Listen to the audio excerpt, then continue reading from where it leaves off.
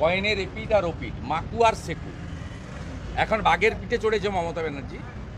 তিনি যখন 19 সালে তদানীন্তন কেন্দ্রীয় রাষ্ট্রমন্ত্রী, আজকে তৃণমূলের মন্ত্রী বাবুল সুপ্রিয় যখন অ্যাটাক হন, তখন জগদীপ ধনখড় যে আজকের রাষ্ট্রপতি, উপরাষ্ট্রপতি, তখন রাজ্যপাল, তাকে কেন্দ্রীয় বাহিনী নিয়ে গিয়ে উদ্ধার করতে হয়। ওইখান থেকে তো চাষ করেছেন।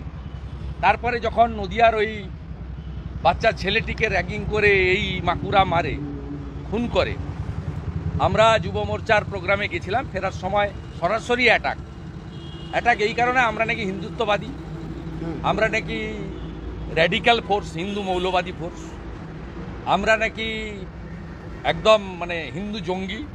ও ডাইরেক্ট বলছে আমরা মাওবাদী। এবং এলওপি পুলিশ কি করবে জানে না, যারা করছিল 3 জনকে তুলে নিয়ে গেল। ওখানে তন্ময় বলে একটা প্রফেসর আছে, ও এই সেকু মাকু, সামিরুল আছে, এরা সব এই সেকু মাকুদের সঙ্গে মমতা ব্যানার্জির লিয়াজও করেন। মমতা ব্যানার্জি ফোন